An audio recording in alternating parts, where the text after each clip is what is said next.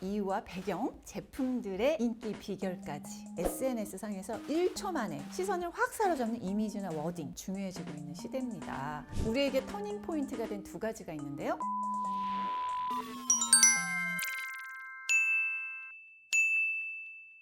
안녕하세요, 디렉터파입니다. 여러분 혹시 조선미녀라는 브랜드를 아십니까? 미국에서 선크림만 약 1000만 개 이상 판매된 브랜드입니다. 이렇게 우리에게 낯선 브랜드가 어떻게 해서 미국 시장을 공략할 수 있었을까요? 오늘은 K-뷰티 파워의 이유와 배경, 제품들의 인기 비결까지 K-뷰티의 파워에 대해서 자세히 알아보도록 하겠습니다. K-뷰티 얼마나 잘 팔릴까? 최근에 한국 화장품의 미국 수출액이 중국을 넘어섰습니다. 아마존에서 한국 화장품 매출액이 직전 연도에 비해서 78%나 증가를 했는데요. 올해는 이보다 더 높은 증가율이 예상된다고 합니다. 미국에 대한 K-뷰티 시장 규모가 2023년에서 2030년까지 연평균 성장률이 9.3%에 달한다라는 보고도 나와 있습니다. 일본 수출액도 18.3%나 성장했습니다. 유명 쇼핑몰인 돈키호테 이렇게 가보잖아요. 대부분 한국 브랜드 제품들이 이 매장에 쫙 깔려져 있는 것을 볼 수 있습니다. 한국 화장품 수출액은 세계 몇 위일까요?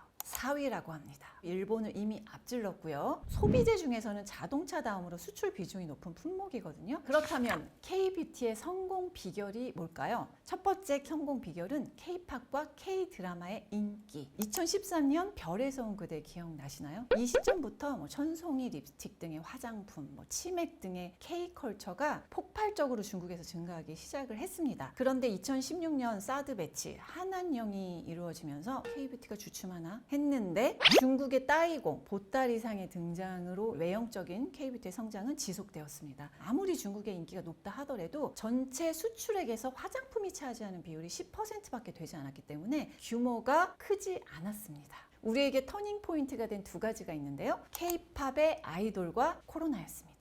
이커머스 중심으로 이 오프라인에서 온라인으로 유통체계가 싹 바뀐 것과 함께 K-팝을 통해서 강력한 팬덤이 형성이 된 거죠. 팬덤에서 끝난 게 아니라 K-컬처를 소비하는 실소비자로까지 연결이 됐습니다. 중국, 아시아의 지역적, 일시적 유행에서 이제는 지속 가능한 글로벌 트렌드로 자리매김을 하면서 매출이 견인이 됐다라고 볼 수가 있습니다. 두 번째 성공 비결은 인디 브랜드들의 온라인 최적화 전략입니다.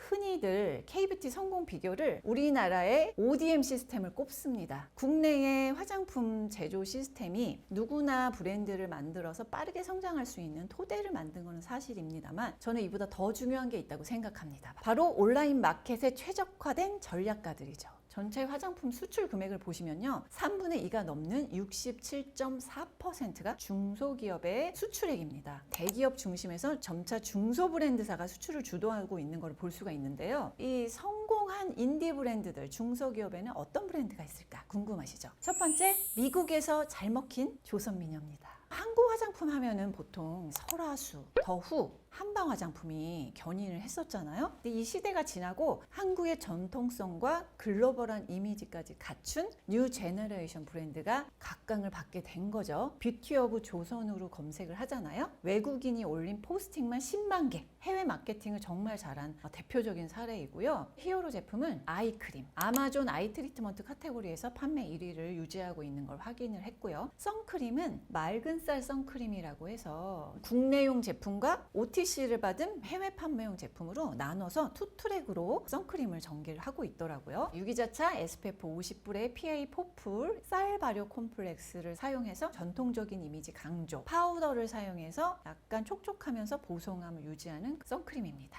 OTC 받은 선크림도 아마존에서 보면은 페이셜 선스크린 섹션에서 8위로 등극한 거를 볼 수 있었습니다. 자, 이렇게 미국뿐 아니라 유럽 50개국 이상의 지역에 온 오프라인 스토어에 입점을 해 있고요. 일본 진출을 위해서 티르티르 브랜드를 인수를 했습니다. 유럽, 아시아까지 해외에서 다각화하는 전략을 볼 수 있었습니다. 두 번째 해외 성공 사례, 일본과 아시아를 놀라게 한 VT가 있습니다. 이 회사는 작년 1분기 대비 매출액이 9배 이상 상승, 리들샷 입점 오프라인 매장 수가 약 2만 개. 일본 외에도 싱가포르, 대만, 베트남, 태국, 미국 빠르게 일본 시장의 트렌드를 싹 파악해가지고 2023년에는 바르는 디바이스 트렌디한 리들샷을 출시를 한 거죠. 시카 리들은 피부의 각질층 내에 유효 성분을 내려줘서 보다 효과를 내도록 도와준다. 약간 부스터 개념이라고 보시면 돼요. 두 번째 히어로 제품은 다메 마스크입니다. 누적 판매량이 1620만 개. VT 프로 시카 데일리 수딩 마스크. 사실 이 제품이 일본에서 판매되는 마스크 중에서 VT의 대표 제품이에요. 약 1450만 개 이상 판매가 되었고요. 물티슈처럼 뽑아 쓰는 마스크팩이에요. 일본에서는 조금 더 간편하게 사용할 수 있는 제품을 선호해서 인기가 있는 것 같습니다. 수분으로 트레알럽스와 아미노산 성분, 진정으로는 시카와 그린 프로폴리스, 영양 성분으로는 펩타이드를 다양하게 사용을 했어요. 수분 전달, 수분 유지, 영양을 고루 갖추고 있는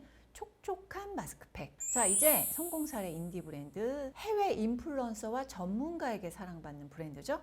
코스알엑스입니다. 매출액 추이를 보자면 2014년에는 11억이었어요. 10년 만에 매출액이 약 4,900억 원에 이를 정도로 엄청난 가파른 성장을 했고요. 주요 판매 채널이 아마존, 또 패션 라이프 스타일인 리볼브라는 숍, 뷰티 셀렉트 숍인 얼타 등등 해서 현재 140여 개 국가에 진출해 있고요. 코스알엑스의 해외 매출이 전체 매출액의 90%를 차지하고 있습니다. 그래서 코스알엑스 지분을 2025년까지는 100% 확보할 예정이라고 합니다. 히어로 제품은 코스알엑스 어드밴스드 스네일 96 뮤신 파워 에센스입니다. 약간 끈적끈적해서 이렇게 점성이 있어서 눈으로 보여지는 그런 제형이거든요. 이 라인이 현재 미국에서 잘 나가고 있습니다. 이 성분이 피부 구성 성분과 비슷해서 피부 친화성도 좋고 또 피부 표면을 보호해주고 건조해지는 걸 방지해서 엄청 촉촉해요. 대부분 수분 진정 성분을 사용을 했어요. 심플한 전성분에 가성비도 좋아서 인기를 끌고 있는 걸로 보입니다. 디파가 뽑았던 제품 중에서는 코스알엑스 더 비타민C 23 세럼, 아스코빅 애시드를 23% 고함량 사용을 했고요. 피부에 잘 적용되는, 흡수되는 효과가 좋았던 제품이라 추천했었습니다. 또 코스알엑스의 더 나이아신 아마이드 15 세럼, 나이아신 아마이드를 15% 사용한 국내에서 보기 드문 성분 구성을 한 제품이고요. 아세틸 글루코사민 2%, 징크 PCA 1%로 마일드하게 각질 관리, 턴오버 해주고 수분 진정 효과도 있고 전체적인 성분 구성이 좋았습니다. 그 다음에는 클렌징 오일을 세계에 알리고 있는 마녀공장입니다. 이 마녀공장이 2024년 기준 해외 실적이 일본, 중국, 미국 순으로 실적을 내고 있는데요. 상반기에 미국 실적이 전년 동기 대비 약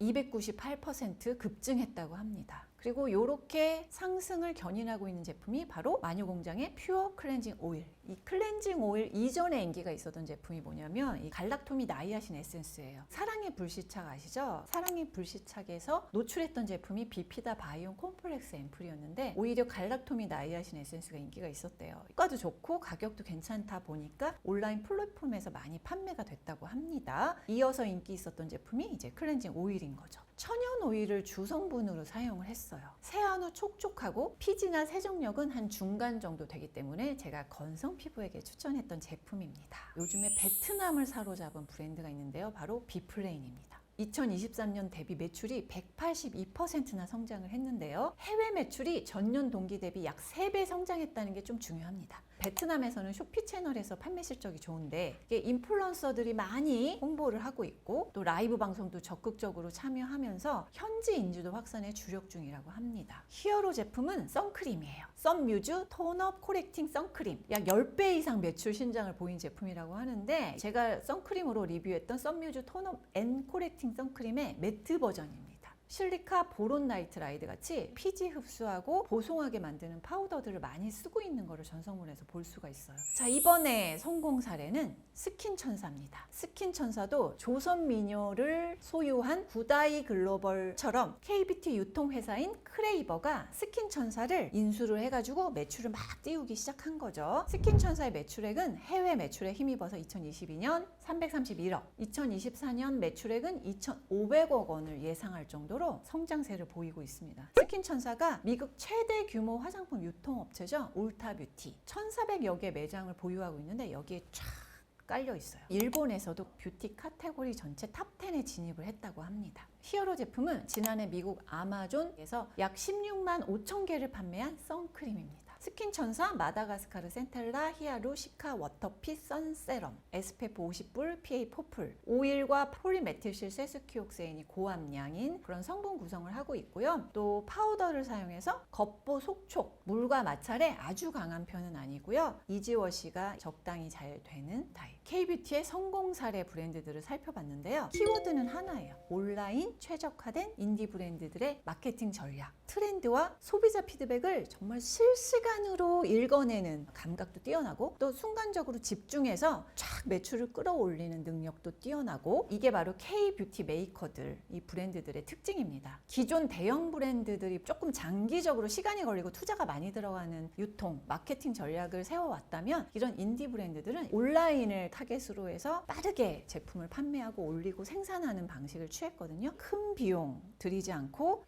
효율을 극대화시켜서 매출을 낼 수 있었다. 이게 해외 시장에서 먹힌 가장 주요한 이유입니다. 성공 비결 세 번째는 한국의 제조 시스템입니다. 큰 회사건 작은 회사건 제조사에 제품을 의뢰하잖아요. 그러면 빠르게 납품을 받을 수 있습니다. 덕분에 이 인디 브랜드들이 상품 기획, 개발, 마케팅, 소비자 피드백 반영까지 한 번에 진행하면서 남다른 속도감을 낼 수 있습니다. 브랜드뿐 아니라 제조사까지 가파른 성장세를 보이고 있는데요. 코스맥스의 연도별 매출액을 한번 비교해 볼까요? 2016년에 7,500억 원에서 22년, 6년 만에 1조 6천억 원으로 2배 이상 상승한 걸 볼 수 있습니다. 코스맥스는 2013년에 이미 미국 법인 코스맥스 USA를 설립을 해서 일찌감치 준비를 했습니다. 코스맥스 제품 제조수도 한국뿐 아니라 중국, 미국까지 공장을 지어서 대량 생산을 하고 있는 것을 확인할 수 있습니다. 한국콜마 같은 경우에는 2023년 3월부터 북미기술영업센터 오픈을 해서 본격적인 현지화 전략을 취하고 있다고 합니다. 코스맥스 콜마만의 얘기는 아닙니다. 전체 제조업 시장이 폭발적으로 증가를 했는데요. 국내 화장품 책임 판매 업체 수가 2013년 2,884개에서 2021년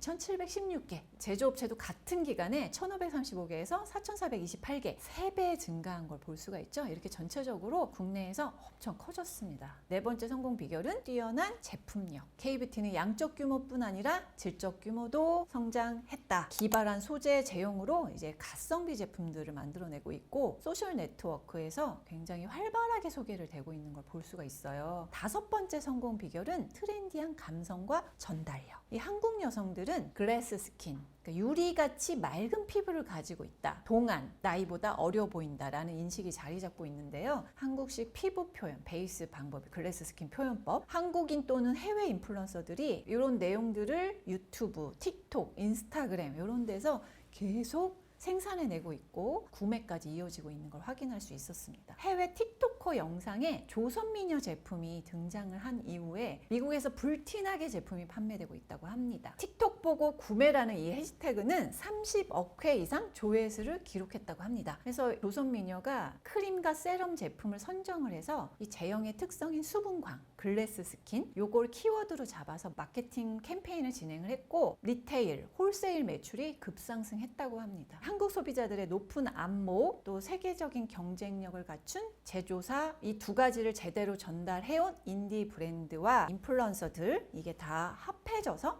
이런 결과가 나온 것 같습니다.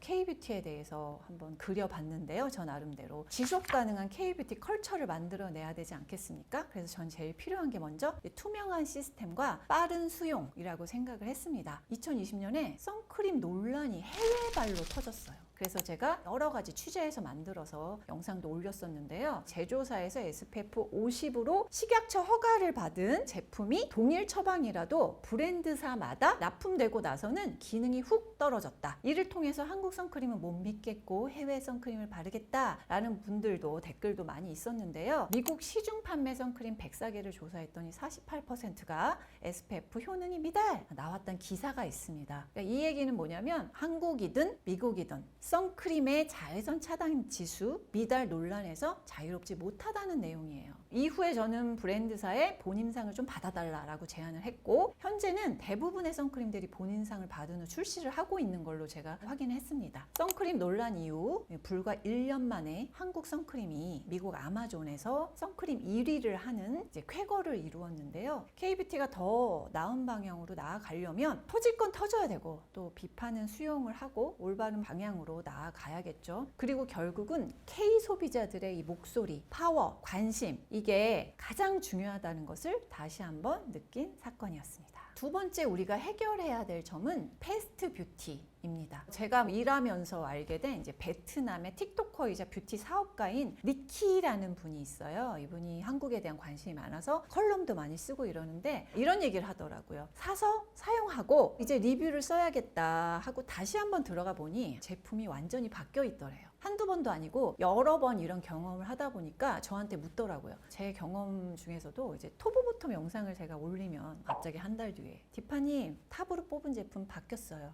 그게 왜 그러냐면 리뉴얼을 하거나 단종 후 아예 새로운 제품으로 만드는 경우가 많거든요. 아, 요게 잘 되는구나. 아, 그럼 이걸 조금 더 강화해서 새로운 제품으로 만들까? 해가지고 이름도 바꾸고 용기도 바꾸고 그래서 새로운 제품으로 출시해서 마케팅하는 경우가 있어요. 패스트뷰티가 일반화된 이유는 먼저 소비자들이 늘 새로운 것을 선호하기 때문입니다. 계속 이제 봐야 되니까요. 새로운 이미지가 필요해요. 그리고 새로운 프로모션, 막 선물, 기프트 주고 할인율 막 때려주고 성분도 교체를 해서 아, 요즘에 이런 성분이 뜨는구나 뭐 이렇게 인지되도록 시선을 끌은 거죠. 소비자들의 SNS 상에서 1초 만에 시선을 확 사로잡는 이미지나 워딩 이런 게 중요해지고 있는 시대입니다. 패스트뷰티가 된 두 번째 이유는 반짝들 제품이 많이 만들어지고 있다는 겁니다. 5년 뒤, 10년 뒤 지속 가능한 브랜드를 염두에 두고 만들기보다는 돈을 빨리 벌 또는 빨리 투자를 받을 브랜드를 생산해내고 있는 겁니다. 세 번째 패스트뷰티가 되는 이유가 이제 화장품 제조가 ODM 시스템이잖아요. 그러다 보니 리뉴얼이나 빠른 신상품 출시가 용이해요. 앞으로 K뷰티가 나아가야 할 방향 세 번째는 정체성 확립이다. 코리아 뷰티는 뭐뭐다? 전 이게 아직 없다고 생각해요. 서울시 패션 뷰티 위원 K뷰티에 대한 회의를 정기적으로 참여를 하고 있는데요. K뷰티가 양적인 성장을 하고 있는데 질적 성장을 위해서는 반드시 정체성 확립이 필요하다. 이 부분에 이제 전문가분들이 다 동의를 했는데 다만 이제 풀어내는 방법에 대해서는 다 이견들이 있었습니다. K푸드나 K팝 이런 거는 제가 생각하기에는 연구도 많이 되고 체계적으로 시스템이 잡혀가는 것 같은데 K뷰티는 아직은 그 스타성 높은 기업의 개인기에 의존한다고 해야 될까? 저는 그런 느낌을 많이 받았어요.